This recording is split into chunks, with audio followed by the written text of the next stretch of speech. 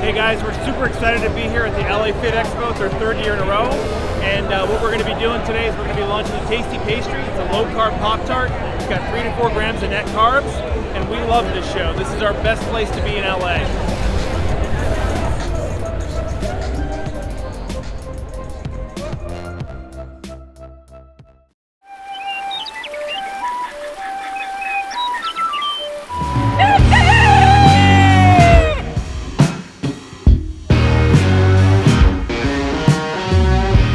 Welcome back to Legendary Foods Muscle in the Morning.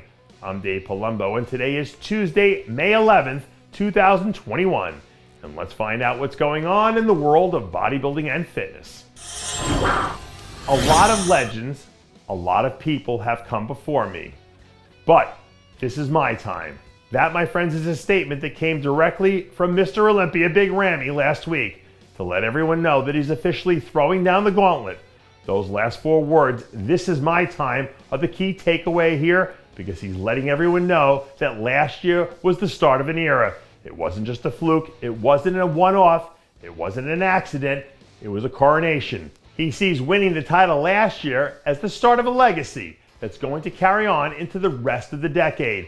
And right now, if I'm a big Ramy fan, all I'd be trying to do is sit back and enjoy the ride, because this one still feels like it's on the way up. Over the last few weeks, we've talked a lot about the New York Pro and of all the different storylines that are about to play out this weekend.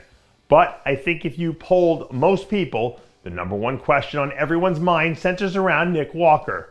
Will he live up to the hype? Can he win the whole damn thing? And if he does, where does that put him in the Olympia hierarchy? These are all questions that I think everyone wants answers to, because Nick is like the Bitcoin of bodybuilding right now. People are either all in or they're all out, without a whole lot of in between. I'm not about to stand up here and try to make a prediction about what I think might happen this weekend, but I will say this: I can't remember the last time I saw so many big-time elite names co-signing a young athlete like this. So even if you think I'm wrong about this all, and I don't know what I'm talking about, the opinions of some of these other veterans should count for something. Because when there's smoke, there must always be fire, unless you know something I don't know.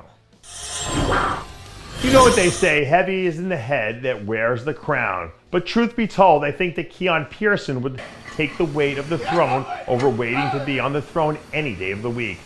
Since he made the announcement about coming back to defend his Chicago Pro title a few weeks ago, Keone's been all on the gas and no breaks in the gym. And I think when you add into that the fact that he looked really great at his guest posing a few weeks ago, it shows you how motivated and focused he is to shake off some of those cobwebs from the way last year ended.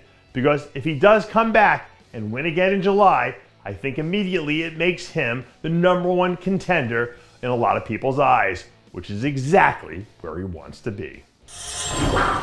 Generally speaking in life, you're better off having more options on the table, because it gives you the ability and the freedom to pick and choose.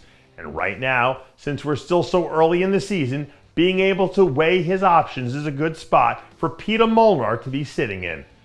According to reports, Peter's been openly considering whether or not he should compete in 1 or 2 tune-up shows later this fall, or if he should just wait and play the long game and go all in for the Olympia.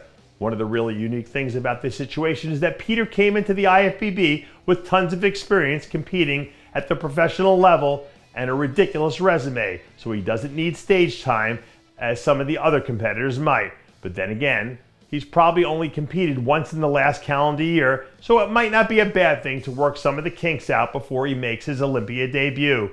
But like I said earlier, you'd rather have the option than to have the situation chosen for you.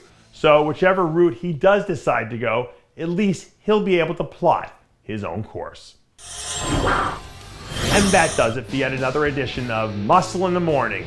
I'm Dave Palumbo, reminding you to always be true to your passions, and make sure to follow us on Facebook, Twitter, and Instagram.